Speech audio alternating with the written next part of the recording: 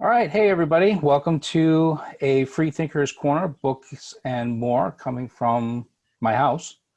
What we're going to do is I'm going to have everybody muted and the video off just so that makes less confusion. We are Facebook Living as well, so share away. And if you do have a question or a comment for Erica, please use the chat box down at the bottom, and I will ask you to unmute your device and bring up your video, and then you can ask your question directly to Erica. So we have Erica Bodwell from Concord, New Hampshire, and her new book, Crown of Wild. Is that correct? Correct. Correct. So poetry. And would you like me to play the little video right now? Sure. Or, all right, let me just bring that up real quick. We got a little trailer of the video here, if I can get it to work right. Of course, it's not going to do it right now.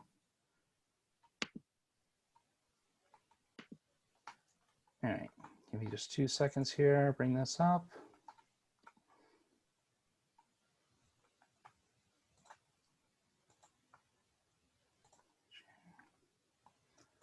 This.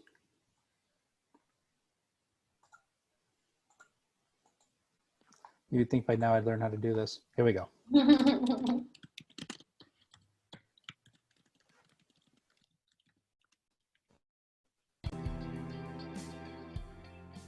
I think the speaker in my book is, again, like first and foremost, a feminist, a mother. Can't see it. A woman. She's somebody who... Can you see it on your screen, Chris? I can't see it. Yeah. That's okay. You want me to just get started? All right. Sure, go ahead. It's up to you. It's just not, it didn't come up. I don't know if anybody else could see it, but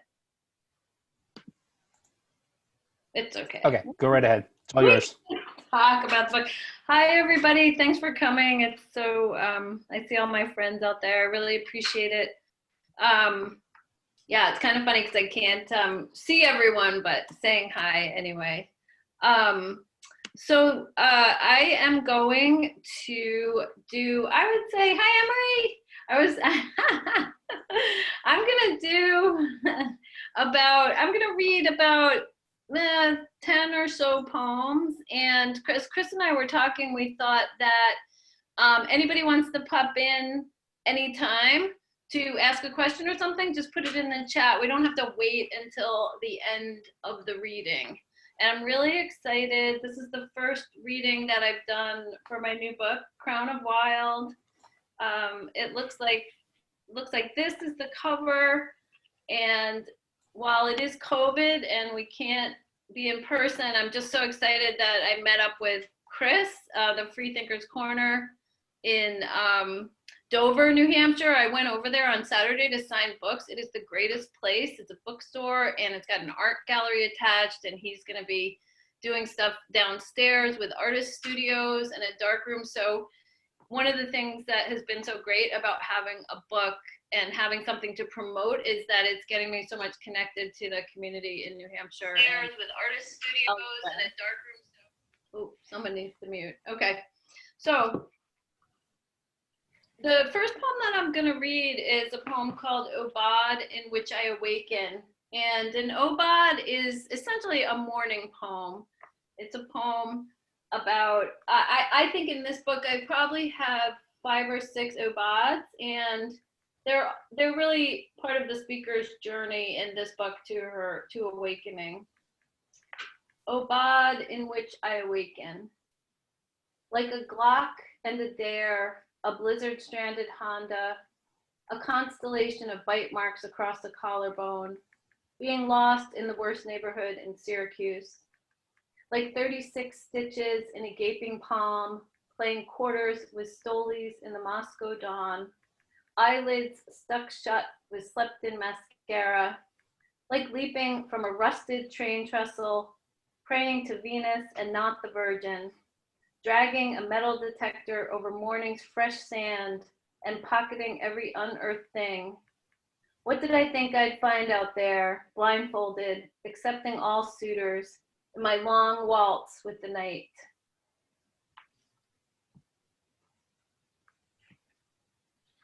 Next poem is, and I'll just show you, if you get the book, you'll see this. This poem is called I Cut My Long Hair, and it looks like this on the page. It's I guess we call them open field poems. I don't know if that's the official name, but one of the things about all the poems in this book is they are all different forms, which was fun. I cut my long hair. I cut my long hair, cut summer wild away. Tangled within, I found remnants of burned out stars, lone starling, and some leftover mosquitoes. I cut my long hair. It was time to put away wildish things. No longer could I pile heaps of hair on top of my head. Crown of wild, crown of feral. I stopped washing myself clean in streams, blueberries shriveled on the bush, soap and razors, steel and plastic. I gathered tresses, nest of Milky Way and glitter, grouse feather, small cairn. I swept the nest from the house. I abandoned my wild. I locked the door.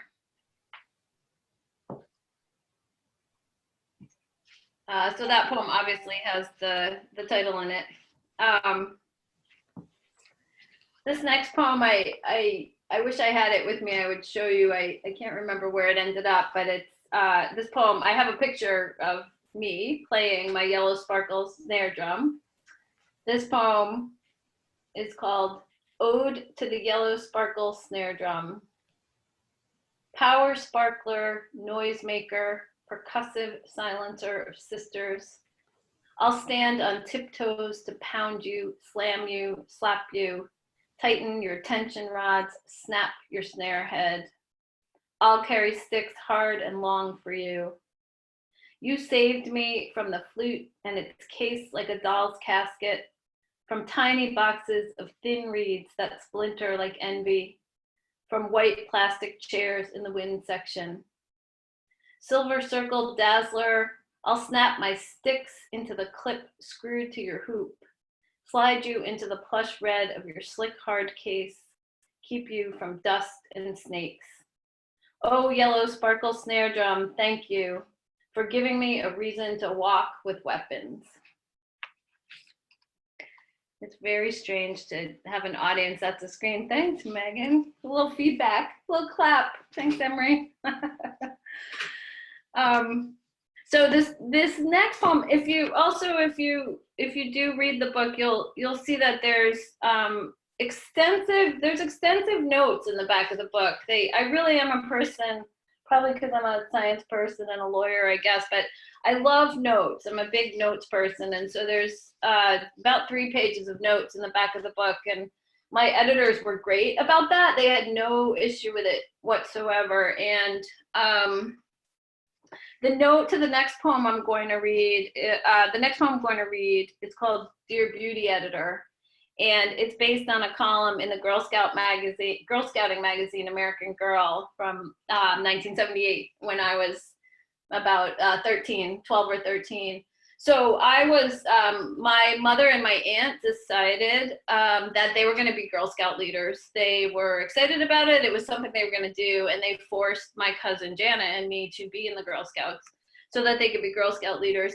And I had always gone to camp, and in fact, Girl Scout camp saved my life, but I thought I was much too cool for actual Girl Scouting.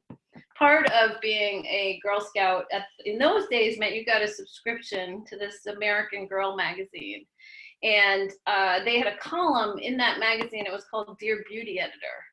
And I probably started reading that when I was 10 or 11. And I kind of recall that as my first experience with our culture telling me that I wasn't okay how I was. So this poem is called Dear Beauty Editor. Dear Beauty Editor, I tried the sugar scrub.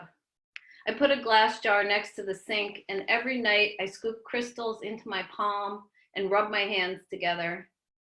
I say the words in issue 12, believe it and you will become it. I taste sweetness while I buff away the layers of my face. I don't think it's working. There are still shadows on my bedroom wall, and one time the jar shattered when I picked it up and I got 5 stitches in my palm. What else can I try?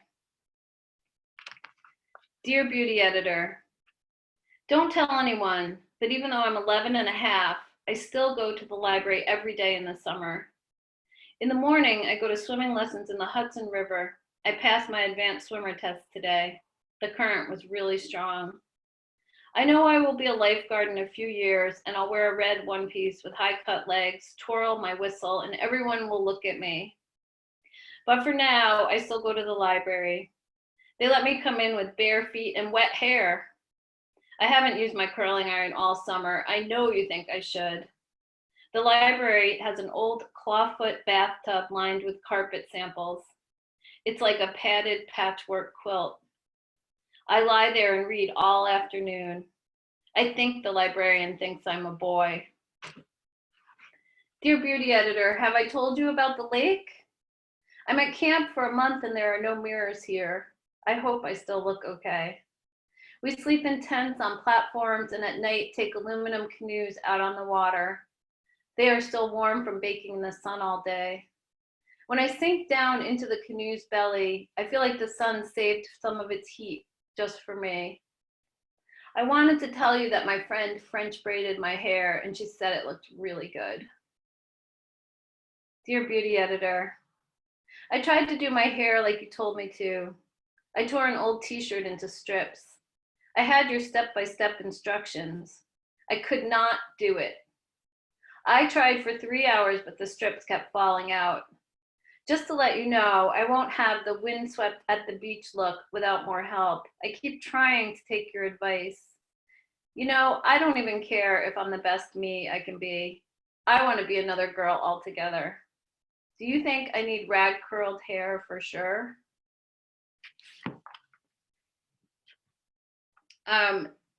So this, thanks, Lori. So this next poem is called Things Said to a Teenage Girl at the Dojo. And what prompted me to write this poem was, and there's a note on this, were the, I don't know, I'm sure everyone else paid attention, knows this, but I think it's a much higher number now. But at the time that I wrote the note in the poem, in the book, it was over the course of 2 decades, at least 368 gymnasts have alleged they were sexually assaulted or exploited by adults working in the sport. And, you know, we all have our experiences, and I think the experiences of coaches molesting and being inappropriate and sort of controlling young girls is much, much higher than anyone would, and you know, than is ever reported or anybody ever knows. And so it prompted me to write this poem. I competed at the national level in judo when I was in high school, and you know, it's kind of like you're at the mercy of someone who's controlling your weight and everything you eat and everything you want, everything you're after in your life. So this is called Things Said to a Teenage Girl at the Dojo. And this is what they call a list poem. So it's all end-stopped lines. So just a list. Things said to a teenage girl at the dojo. Always use your opponent's weight against him. You look fat. We're going to call you Fat Chance. Let him fall into you, then step aside. I can give you a ride home. Here's how you fall. Word around the club is you're a virgin. Just let yourself crumple. Wash your feet. You're disgusting. You're definitely Olympics material if you drop 2 weight classes. Hop up into my arms. You can work out with the adults if you like. Use your forearms to smack the mat. I'll hold you upside down from the knees. 50 sit-ups now. We're having a party. You're the only junior invited. You mean to tell me you can't double jump? Just inhale and resist the urge to cough. Barbara is such a bitch. Never get married. Want to hear a joke? Did Tommy put those bruises on your thigh? How do you make a whore moan? Take your hands off that apple. Don't pay her. Barbara's going to visit her sister in Puerto Rico. I'll teach you arm bars, but don't tell anyone. It's illegal. How the hell did you gain 8 pounds in 5 days? Here, pull these Sudafed capsules apart and chew them. I made you. I can unmake you. Is that a question, Chris?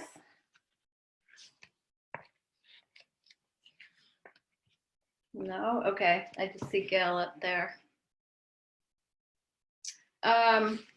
So another thing, another theme in this book is a woman named Kayla Mueller, who was an American. She was the first or the only American woman hostage of ISIS, and she was captured just shy of her 25th birthday in 2013.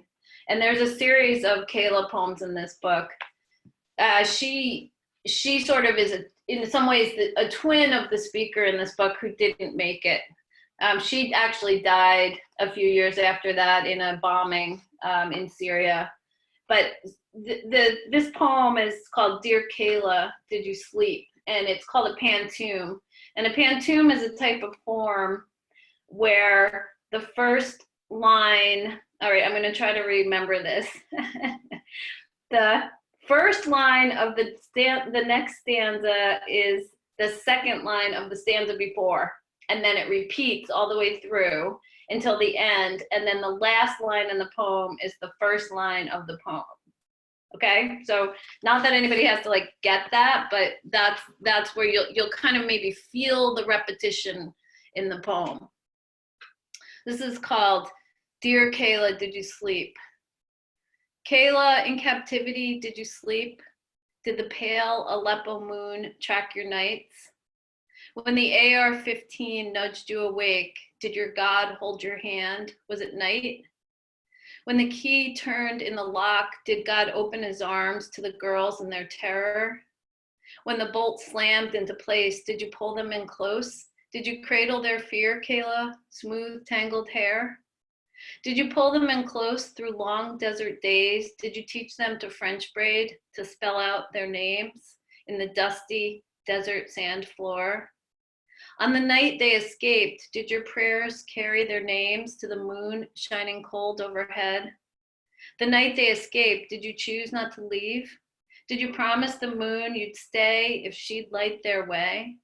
When you chose not to go, did your God hold your hand? Did the moon sing in your dreams? Did you sleep?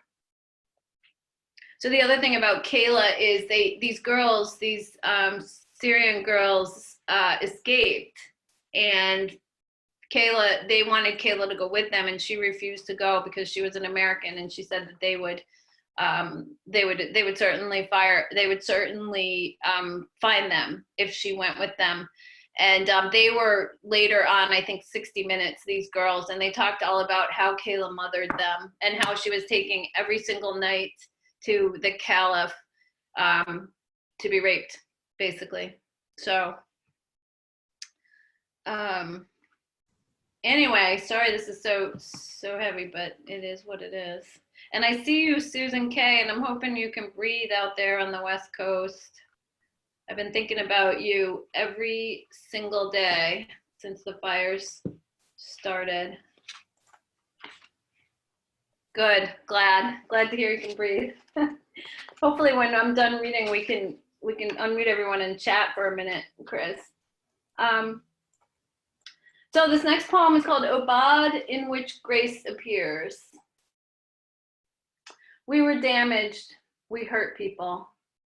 We were called selfish so many times we figured what the fuck and slid the last piece of steak from our grandmother's plate.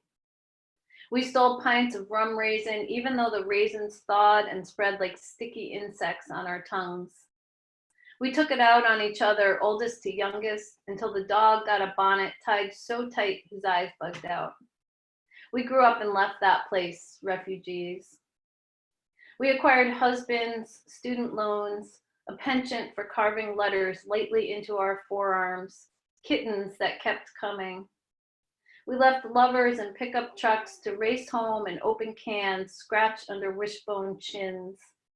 We got therapy. We went for walk after walk after walk in the woods. We filled the sink with hot water and washed dishes every day. We stacked folding chairs, jiggled our knees when we sat, got sober standing before a chain link fence, pressing our foreheads to the grid. We were sorry and said so, and after a while, our wheels ground to a gravelly stop. We didn't know any better, and then we did.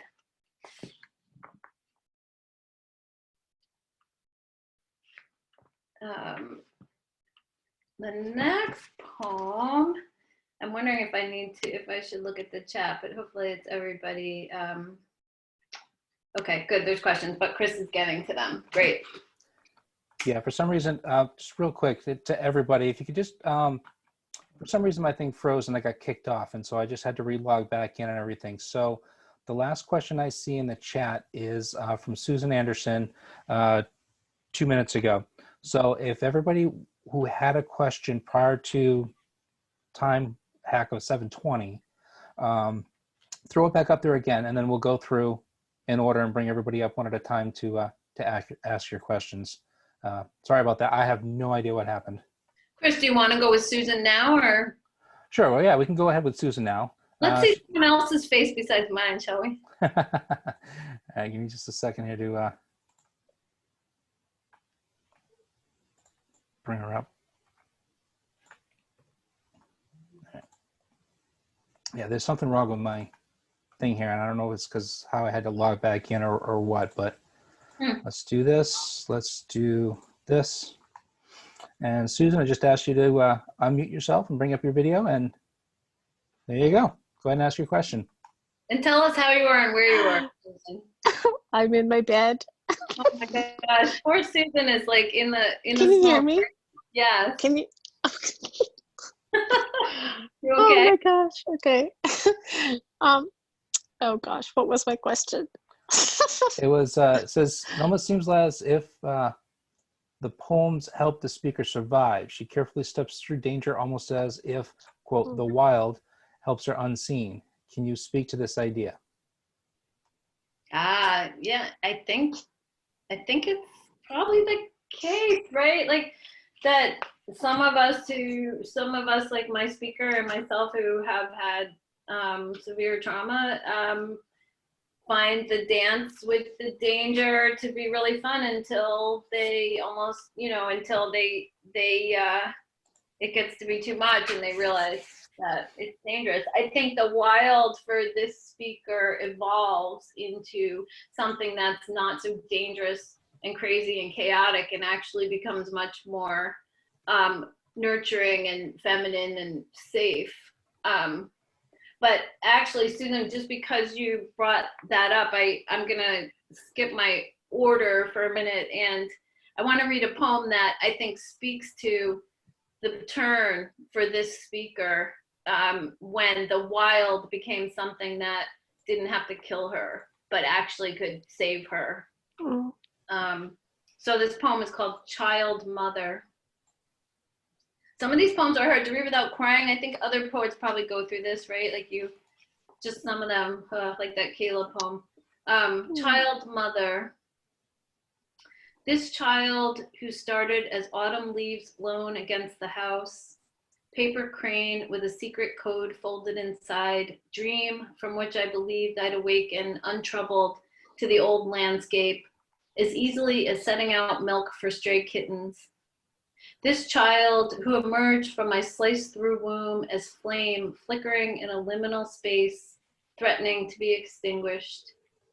When the nurse waiting at the ER doors lifted him from my arms, I collapsed on the sidewalk, twigs flattened underfoot, the vibrating ground echoing my lone beating heart. Who would teach me how to be less careless with my life? So I feel like that's a turn in the book where the speaker realizes, something comes along where she realizes she could live. So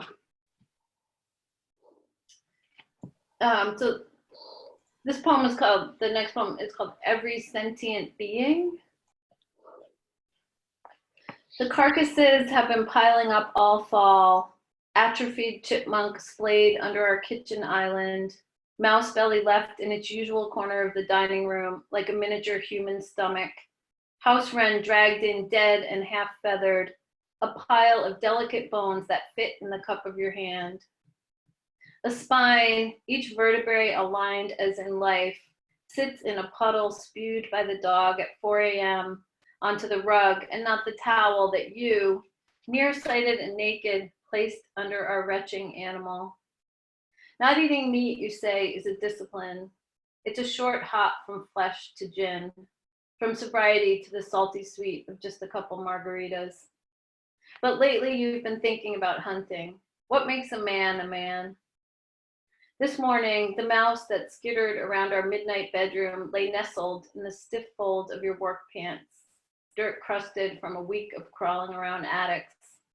You slid them on and still the mouse clung, its microscopic claws embedded in canvas. It did not resist when you lifted each paw, placed it gently on the wood pile. It did not run away. We said, oh, oh. We wondered whether it would live.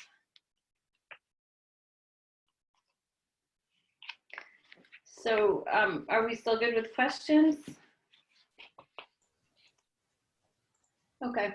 Oh, yeah, I haven't, nobody else has popped up with one, but like I said, I don't know if you want to scroll back through the chat if you have that up. The chat. I just have a few. I just have a few more Okay. poems. So yeah, it looks like a lot of thanks everybody. Okay, good. Here's a question. Oh, to help the speaker survive. There seem to be poems about solitude and what is wild is accepted and rejected. Yeah, I think it's the same thing that I said, Susan, about the wild and the speaker. Just learning that it doesn't have to be dangerous and destructive. It can be a safe and nurturing place to be. So this next poem is called Tulips. And I mean, I am so grateful for my editors. They're amazing. Just to win this prize and work with a press that is run by two women who are amazing poets in and of themselves. And when we were talking about the cover, so this is the cover image, if you can see it. And this is a painting that was done by my father, who died when I was a year old in 1966. And I said to Kelly, my editor, who was designing the book, oh, what if we use my father's painting? And she's like, that is the best idea. We'll, you know, and then what we also did was put my art, which I don't hold a candle. I'm not, I say I'm a visual artist. I mean, I'm a learning visual artist. I'm certainly not any type of accomplished artist or anything, but Kelly suggested that we put a couple paintings of mine in the book. And so there's this, I don't know if you can see it, but there's this is a painting that I did in acrylics of a girl. And then at the end of the book, there's another painting of mine. And so I when I got the book, I felt like, wow, this book it's like art. It's like twofold. It's the poems, and then it's also the art, and then it's also it's like a collaboration between my father and myself, who's been dead for whatever 54 years now. So I thought I would read this poem that talks about my father and the just, you know, I don't know. It's funny how things come together. I never knew him, and he was an Iraqi Jew who lived in Israel. He was Israeli. He was in Israel when my mother met him, and most of my family was in Israel. So while I was sent there for some summers, I didn't really ever know that much about him because I didn't know him. So this is called Tulips. Today, I miss my father, 50 years past his death, 50 years past my birth. No, I miss the idea of my father, a story I conjure from photos and letters, his Ray-Bans, his motorbike, his splintered English. Today, I forgive my mother, the way she hated the long line of decapitated tulips in the yard, the way she laid the Christmas table with poinsettias and sterling, how she threw open the door to a Gentile stepfather. Today I love the 5 a.m. light, the photons themselves, discrete packages of leaping electrons. Yesterday's summer fuck, I love it for its sweaty slickness, its earthy lack of agenda. I love time itself, how it prevents everything from happening at once. I love those fearless birds that skitter courtyards, alighting on tables, generations churned through time's engine until wildness has been smoothed to the flatness of beach rock. 50 years on, I still dream a parallel world. Seder plate, haricot replete with dates and figs, my mother's head dipping low to light the candles. And in his chair, week's end weary, tie loosened and shirt sleeves rolled to elbow, my father telling me to sit still.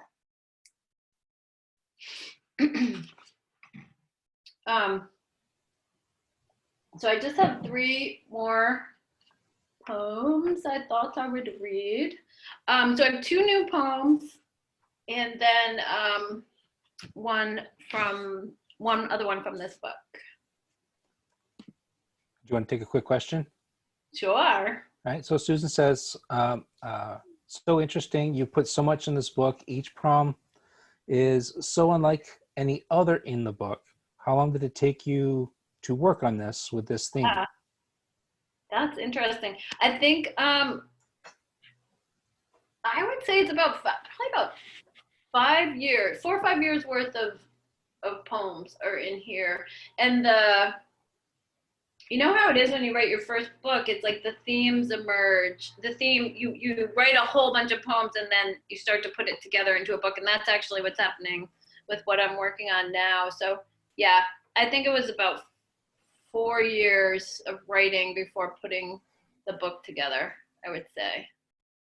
So yeah, and I agree, Susan, they're all different forms. And I wonder, I think I just write that way. I think it's just my nature. So these are 2 new poems, and I've been writing poems for the last 1.5 years or so. I took a 2-year break and just worked on visual art. I just needed a break from poetry and came back to poetry fairly slowly in the last, I would say, year or so. But these are two newer poems. And then I have one last one from the book. So I have a series of these poems. This is called I Quit TV. I have a series of these I Quit poems. I just got on a tear. I wrote this poem, I Quit TV, and then I just started writing poems about all the other things I quit. I have one called I Quit Dyeing My Hair, I Quit Not Loving My Mother, I Quit Fucking Around. So just a whole bunch of I Quit poems. It was just a moment in time, I guess. So this is called I Quit TV. I quit TV and the crossing guard with his crank radio didn't care. Comcast didn't care. We kept cable for sports, for boys. The household didn't care, but was happy for dinner every night. I quit TV and hours of evening unfurled at my feet, arrows pointing to read, rest, pointing away from the actress having sex with her coworker while her husband sleeps in the glow of the baby monitor, biting her bee-stung lip like a little girl, selling dime bags of pot before it was legal, cooler than cool and so fuckable. I quit TV and borrowed a book from the library. The Body is Not an Apology. And although I have been at the task of untangling myself from lines and hooks for decades, still, I read it as an anthropologist would, as someone who hadn't seen 100,000 images of women and girls in stilettos. I quit stilettos. Bomber jackets borrowed from boyfriends. I quit bomber jackets. Flannel shirts long over short skirts, fishnets. I quit fishnets. Nude lip gloss, bronzer. I quit lip gloss. As if I were someone who'd never erased herself with the performance of pierced ears and tan lines. I quit tan lines. I quit TV long after I quit making out in trucks with men not my husband. Long after the baby monitors were sold at yard sales. Long after I stopped biting hooks, stopped casting lines. Arigato miwaku, Basho would say, as he hiked through villages, accumulating gifts he could not humanly carry. Thanks, but no thanks. I quit TV. More air, a little less bait in the bucket. I miss them, those hours I could free myself, those hours pretending I could free myself. I quit pretending from myself. Though I love the apple trees in the backyard and sitting under them and the ceiling of sky. And then this is kind of a fun new poem. It is called, and it looks like this. It's in two stanzas with another smaller stanza. I met a girl and sparks flew.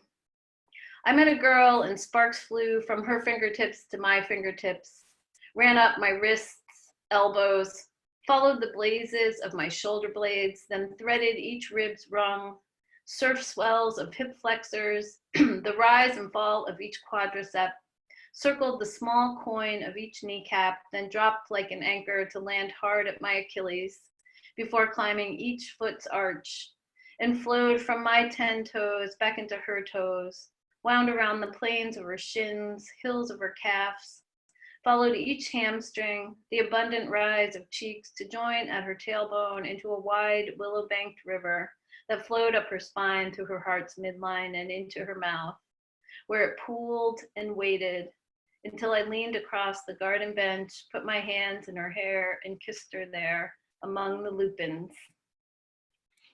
And just for my disclaimer, I've never really kissed a girl, but that was just kind of a fun poem. And I didn't say lupines, I said lupins, so that's good. Thanks, Lori. And then I just have one last poem, and this poem is from the book. It's another Abad, and it's called Forest Abad. And I wrote this. I have a group of friends that we call the Yoga Girls, and some of them are on the call tonight, including on the reading tonight, including Lori. And I wrote this poem after one of our gatherings. We have been getting together as a group of friends for, I think, going on 17 or 18 years now. We all met at yoga when we were younger, and we had all manner of little kids and divorces and remarriages and cancer and this and that. It's a group of friends that have been through a ton together, and we're mostly all coming into our 50s, early 40s and 50s. And so this poem is for those, the yoga girls. It's called Forest Abad. The answer, it breaks your heart every single day. Every single day you wake up dream mended, the measured cadence of your love's sawing breath like trailblazes gashed red on trees. The way through is here, and yes, you must keep walking. Twiggy lines at the corners of your eyes deepen every single day. Every single day, silver threading through your hair gains purchase like hooves gripping mountainside. You must follow the cairns, don't stop no matter the blistering. Free moments start to gather every single day, little bits of forest, needles, cones, the tiniest bird-like branches. Lift sticks from the path. You must stuff your pockets with each night's warmth. You'll be astonished how quickly it burns. That's my last poem for tonight. 40 minutes seems like long enough. Well, everybody seems to love them. They're saying, love that one. Wow, great ones. Thank you. They were very, very good. Thanks. Do you do public readings, like poetry nights, or do you belong to a society that does, well, one of you used to be able to do public readings? Yeah. So I've done a few, but COVID hit. The book came out after COVID hit. I am, along with some people on this reading who joined, are part of the Poetry Society of New Hampshire. And I actually have a workshop coming up with them next week called Is Your Poem Telling the Truth? So we're gonna do an online workshop. But yeah, as soon as we can all get back out there, I would love to. Cool, because we used to do, at the store, we did one once a month. It was a poetry night, open mic. We'd feature a published poet for 30, 40 minutes or whatever. And then, then we'd do an open mic. People would sign up for it and then just kind of go round and round. We'd have food. We'd have a vineyard or a brewery come in and do some tastings and stuff too. So yeah, we really miss that. I know. I hope someday we can get back to it. It sometimes feels like it's going to be forever. Would you be up for doing a virtual poetry night? Sure. Anything you like. How about my gang on the call? Would everybody be willing to come? I think, yeah, I mean, I know my poet friends on this call, I'm sure would chime in and do an open mic, right, guys? I think so. Yeah, that's something that we're looking at doing. So when did you start writing poetry? When was your first poem that you wrote? So I Remember started what your first one is? Yeah, so I started writing poetry probably 20 years ago, maybe, and dabbled, kind of played around with it, and then took a long break, and then got back to it very seriously. I want to say about 7 or 8 years ago. So I would say like seriously about 7 or 8 years ago. Yeah. Is there a particular style that Mm, you like? I mean, they all seem to be sort of a free form, which is what I yeah. like to write when I went through my poetry writing phase. Did you go through a poetry phase and then you went through your bookstore owner phase? Yeah. No, I don't think so. I like playing with form a little bit, like the pantoums, but I also, I did a workshop for the Poetry Society of New Hampshire a few weeks ago that was about how does your poem look on the page. And I think for me, a lot of it is about how it looks visually on the page as opposed to a certain type of form or, anything formal. But yeah, I think more, I guess, I don't know if it would be contemporary or whatever the work seems like it needs. Yeah. One of the things I like about poetry is being able to read it, because you can see how it's broken up and get the feel for it as well versus, but it's nice to hear the poet read it because they're obviously reading it the way they want it to sound. Yeah. So Yeah. It's fun to be able to do readings, even though it's on, one of the things I decided when I won this contest was I'm going to step into this fully with my full heart and do everything I can. If my editors are willing to run a small press and do all the work to put out a beautiful book like this, I'm going to say yes to every single thing I possibly can to get it out there. And so it's a little nerve wracking, but it's also like, it's so exciting. I don't, you kind of don't, it's fun to read. I guess it's fun to read your own work. I didn't really know it until I just started doing it recently, but How did you start the process, or when did you decide to do a chapbook, do a full collection? How did you go about finding a publisher and all that? Did you think about self-publishing? Yeah, so it's funny because a writing partner of mine who's in this meeting, Emery DiGiorgio, Emery Gail DiMaggio, my other writing partner, and I got together. We hooked up through an online writing workshop, and Emery was a little further, quite a ways further ahead of us in the Poe biz, as we call it.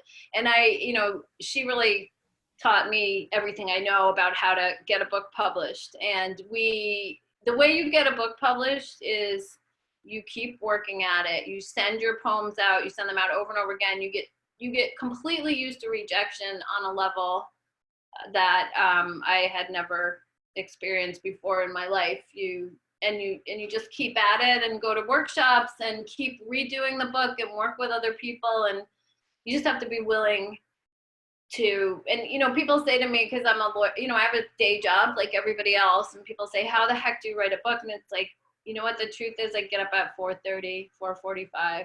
That's how you write a book. For me, that's how I did it. Everyone doesn't have to do it that way, but it's kind of like you just have to keep at it day after day. And that was that was going to be my next question. Was what do you have a ritual? Do you have a time that you do it? Do you set aside time? Does it sort of when inspiration comes? Do you carry around a notebook? Do you carry around a digital voice recorder or something? What's your process of? It's so fun to answer these questions. So Mary Oliver, there's this quote from Mary Oliver, the poet Mary Oliver, who I love and I will never forget. In an interview I read with her, she said, give your second best energy to your employer.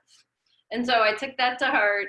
And so for me, and I say this to my kids all the time when they're trying to do their art, you have to do the thing that's most important to you first, instead of I'm going to check everything off my list, and then if I have time at the end, I'll do the thing that's important to me. And so my process is to write in the morning.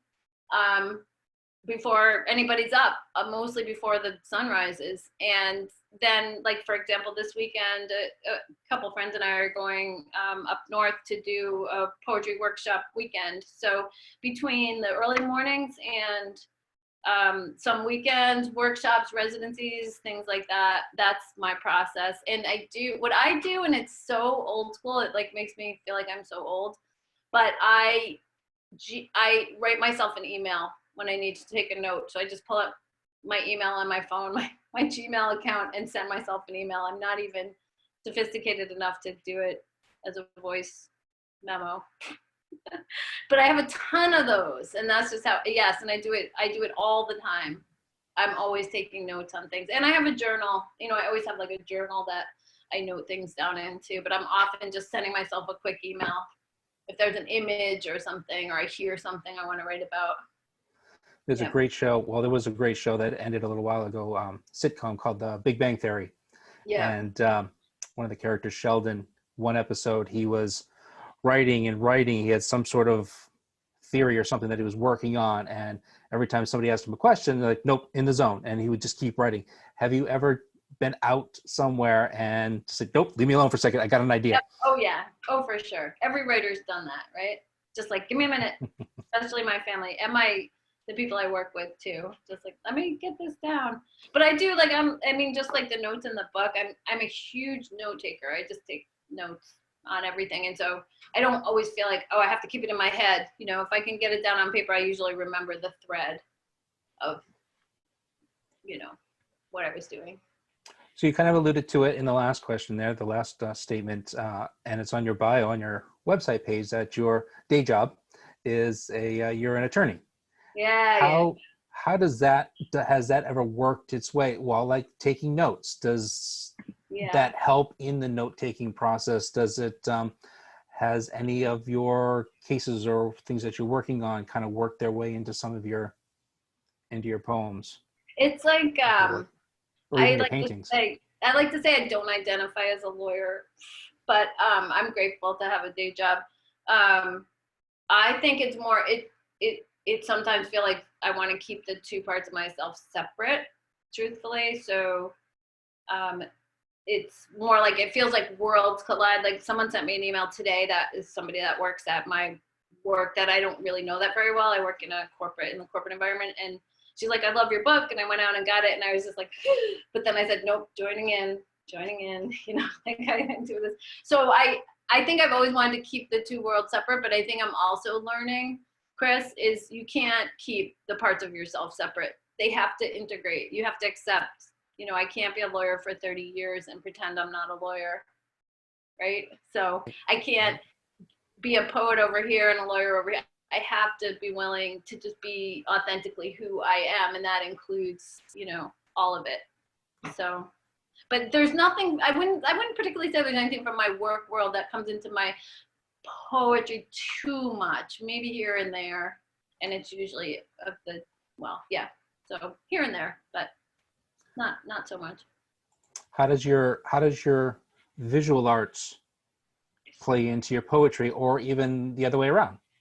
Huge. I think I'm not, again, I'm a visual artist because I draw and paint things, but I don't feel like I'm accomplished at all. I wish I had another lifetime to live to just study art, but I got to a point with writing where I needed I don't know why, I needed a break. I needed to, it's not that I needed to get out of my head, but I needed to do something less mediated, you know, less, where language wasn't in between what I was trying to make.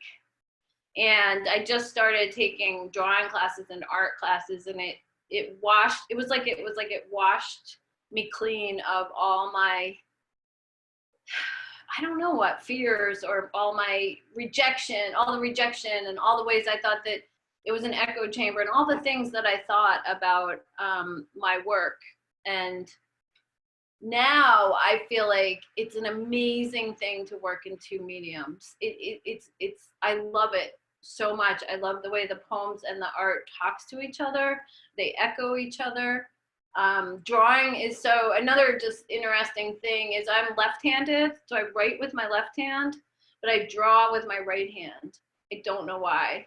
And so I don't know, it just got me to, it enabled me to access a more core, it felt like maybe a more core part of myself or something. So I feel like they're both now really critical to my art. Is there a particular time that you like to paint? What Try type to of? have time, and if I didn't have like a million people living in my house right now, which I do, I would have a place to set up my easel, but COVID and adult children coming back. I have not yet been able to really do the code switch where I wonder if I retire where I could do that, you know, where you write first thing in the morning and then work on painting or drawing. I do draw. I have to do some drawings for an article that I wrote for a little newsletter. But I don't have a formal painting practice right now, in part because I just know where to put my stuff. But if I lived in Dover, I would get one of your studios. That's right. Then Yeah. I would be all set.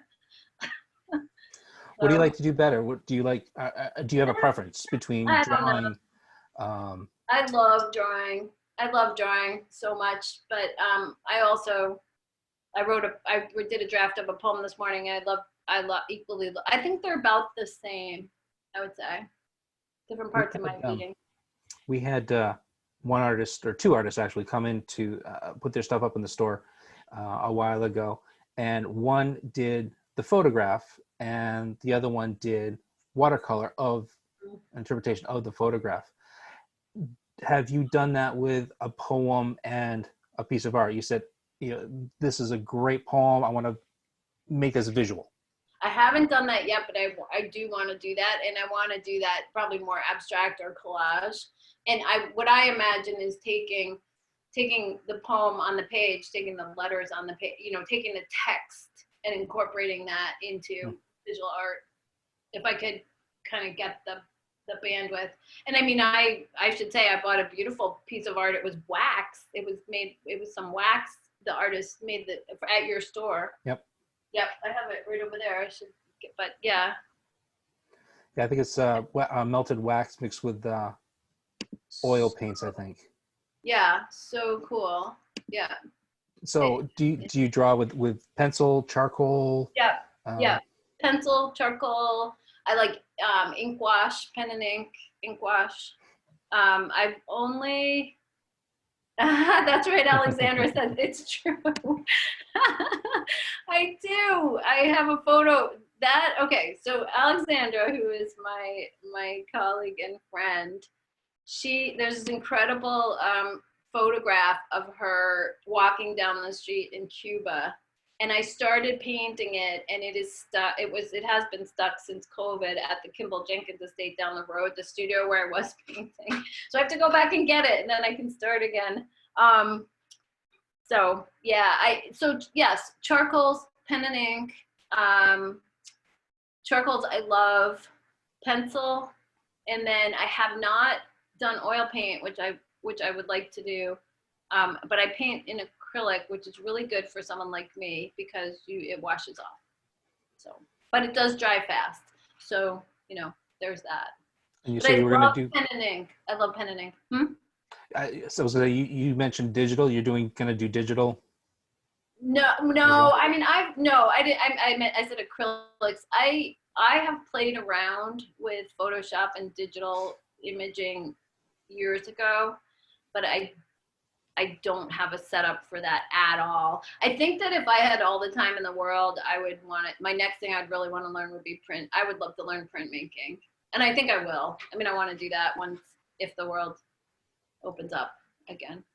Well, shameless plug here. The Art Center downtown Dover, I think they have a printing, Rebecca Proctor runs down in the Washington Mills, and she has just set up a printing section or something. Yeah. Something to check out. Yeah.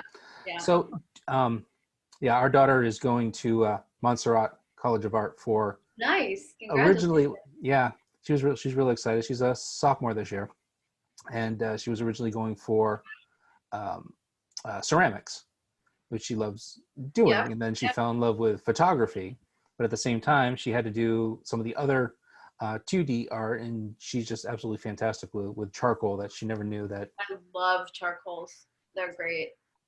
There's one in the corner of my screen. Actually, I could pull it up, but That's charcoals. There's a charcoal just hanging up on my wall over there. Yeah, charcoals are great. Yep. Did you go to school for art, or did Oh you God, I sort wish of? I went to school for art. I did not. No, I didn't. What I did was I started taking art classes all around here. So I took art classes at the New Hampshire Institute of Art. I took art classes at Kimball Jenkins. I did online art classes, of which there's many. And I even crashed at the Fine Arts Work Center when I was there for a poetry workshop. The art teacher let me come in and crash his class. So I did look into trying to do some type of art. I'm just like, it's just so hard when you're working and everything. But I wish I had gone to school for art. Yeah, there's really plenty of did. time. I know. So, but obviously you went to school to be an attorney. Did you take any literary or literature classes for your poetry, or to learn how to write or something? Or again, is that something you just sort of picked up and ran with? No, it's a funny story. So my undergrad degree is in biochemistry, but I took all I took as many lit classes as I could around my degree classes. And I don't know why I didn't let myself go down that road, but I remember I had a professor who, for my freshman year, was just trying so hard to convince me to be an English major and telling me why it would be fine and I could go to medical school or do whatever I wanted with an English major, but I just wasn't willing, I guess, to give up the science. But I did take as many lit classes as I could, but I don't know. It's okay, but it's kind of like, everybody probably feels that way, right? Like if I knew then what I knew now, I would have completely gone the art and writing route. There's no doubt about it. But I am grateful for, being able to make a living.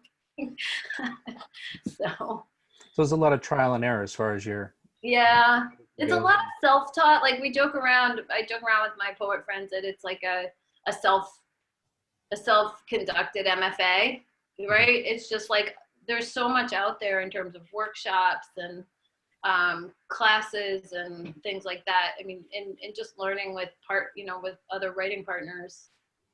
There's so much community. That's what I'm trying to spit out. There's so much community.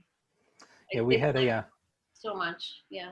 There was a group that, not in our store, but just down the street, that would get together once a month, and it was just bring what you have enough to pass around to everybody, and you read your piece, and then everybody critiques it, and yep. So that's kind of how it was. I've been in. I'm not in any workshops at all now, or groups like that, writing groups or anything. But I here and there are some. But I could not have published a book or gotten better with poetry without people that are on this reading right now. Emery, Megan Quinn, my friend Megan Quinn, who's a poet who has a book out called Slow Dance Bullets. Gail DiMaggio, my writing partner, Kay Morgan, who's all on this meeting, that are all people that Marilyn McCabe is on this, Susan K. Anderson. I mean, these are all poets who we have all worked closely together, workshopping each other's work. I was invited to a residency at Mass MoCA with some of the poets that are here. And I agree. I mean, that type of workshopping that you're talking about, the Poetry Society of New Hampshire, there's so much out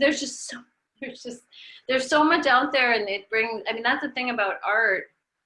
And I was thinking about how hard things are right now in the world, but I mean, that's just the thing about art, is it creates communities everywhere. I mean, even so many people that came to this reading, I met through art. So, and two through law. You mentioned Mass MoCA. Been there, pretty neat place. In fact, my cousin Walter is watching on Facebook Live. So, hey Walter, how you doing?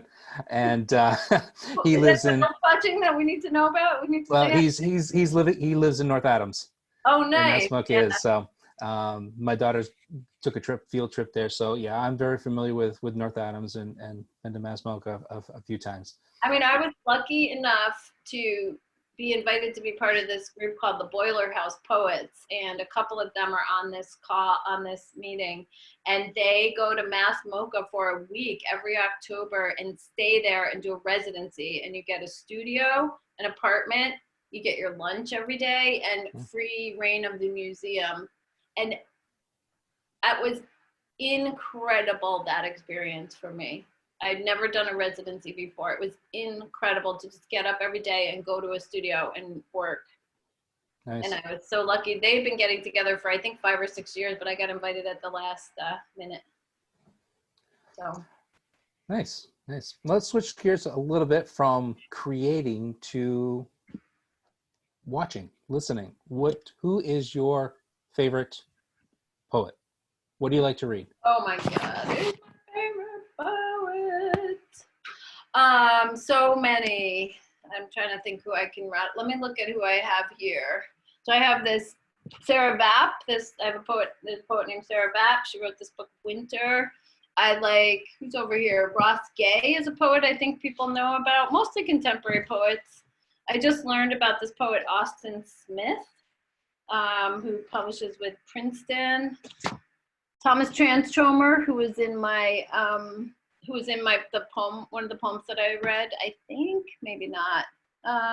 Fred Marchant, he did a blurb for my book and is one of my poetry teachers. He's an incredible poet from the Boston area. I mean, I could just go on and on. There's so much good poetry out there. Now, all the people on this, I mean, let me just go through the participant list. Yes, Emery, Gail, Joanne, Kay, Megan, these are all poets that are incredible poets that are my friends. Nice. So you mentioned Mary Oliver. Is there a favorite one of hers that you, we have a few of her books? Yeah, she has her famous poems. She has a book, I want to say it came out in the mid-90s called, I think it's called West Wind. And that is my favorite book of hers. And it's all prose poems, little, like this big in the middle of the page, square prose poems. And, you know, people joke about her, but she's amazing. She died, but that's my favorite book of hers. Yeah. Right now I'm listening to an audiobook about a biography on Sylvia Plath. Yeah. Had a lot of requests for her books. Have you? So I'm going to have to get some of her works. Oh, yeah, she's amazing. I know I didn't list the oldies but goodies, but I'm always trying to read, people that are writing now. What do you like? Do you like other literature other than poetry? Science fiction? Yeah, so I have not been reading much fiction in several years. But I'm on a May Sarton kick. Do you know her? She's she lived in New Hampshire and Maine. She was a poet, and she wrote journals, novels. She was extremely famous in her time. I think she died or either early 2000s or late 90s, and it just got 3 of her books out of the library, actually. Her biography, her books of letters. I've been reading her journals and her poems. So I read a lot of nonfiction. I read a lot of science-y kind of books, climate change, things like that. So here's something. So kind of going back to inspiration and, having to stop real quick and write something down or email yourself or something. Have you ever been inspired or had a thought in the middle of yoga and just had to stop or said, nope, I can't stop? Yeah, I have a poem called Drought Practice, which is really all comes from a yoga practice that I was jotting down notes in doing the practice. That was just this summer too. Yeah. Nice. Yep, for sure. Who are some of your favorite visual artists? Oh, jeez. If you have one. No, of course. Like Stephen Korn, Richard Devencorn. There's a poet named, I'm trying to remember her last name. First name's Rachel, somebody who's very young, very new poet artist that I love. There's a local artist named Abba Cudney who graduated from the New Hampshire Institute of Art, and I have a couple of her monotypes, and she's phenomenal. I love Mark Rothko. I'm just trying to, it's so many. Yeah. More, yeah. Nice. We were in Paris last May and doing an art tour, and it was wonderful. Just all the art. That was great. Yeah, someday we'll get over there. Yeah, you will. Well, someday if we can travel again. we have one artist in our store. Her work is a couple pieces are hanging, and she goes every year for 3 months from September through, or maybe it's August through October, something like that. Anyway, she goes over to the Isle of Skye. Oh yes, I've been there in Scotland. Yeah. Brings all her gear with her. She just Yeah. walks right out of the inn or the house that she's staying at, sets up right there, and just starts creating. But unfortunately, she couldn't make it this year. I know, it's a great place for landscape painters. Yep, I've been to Isle of Skye. It's pretty sweet. So, does anybody else have anything to add? Any questions or any comments about some of the poems that Erica wrote? Go ahead and just chime in, and I'll just pull you up, and or I can just pull everybody up and let everybody ask, or. Yep, or we can all say goodnight, whatever, if people are getting tired. Well, here, let's go ahead and have everybody come up. If anybody has something that they'd like to add. I think I did that all right. Did you turn everyone's cameras on? That's what I'm trying to do, but things are kind of weird now that I, after I got kicked off. It's, all right, there's one. Oh, yes, it's Susan again. There's Susan. Right.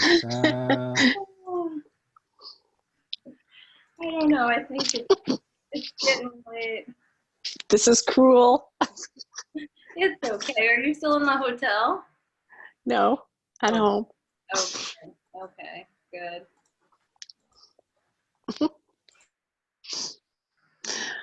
I think we're, Chris, it seems like it's been long enough, don't you think?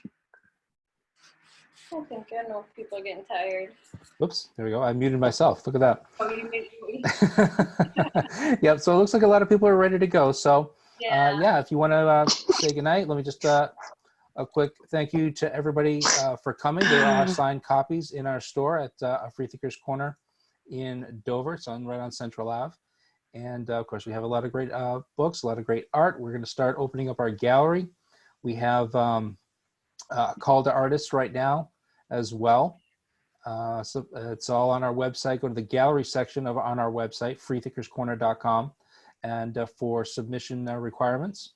And it's going to be a jury thing. We're going to start it November 1st, go through December 31st. It's going to be virtual.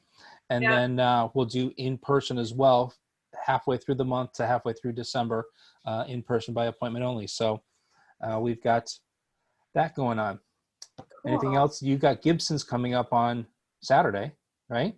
Yep, I have Gibson's coming up. No, it's Gibson Tuesday, Poetry Side, New Hampshire, and next Thursday is Gibson's. Yeah, all these virtual readings. But thank you guys so much for coming. And Chris, thanks for having me. I love I agree with Gail. It's such a good interview. Oh, thank you. I feel so like a real poet. It's funny. I think. Well, you are, and hopefully we'll be able to have you in soon to do. I hope so. Yeah. And alive. Yeah. I agree. So yeah, keep checking our Facebook page and everything like that for when we finally get started on hopefully a monthly poetry night again. So. Great. All right. Well, thank you again, everybody, and yes, thanks everyone. We'll talk to you later. So good.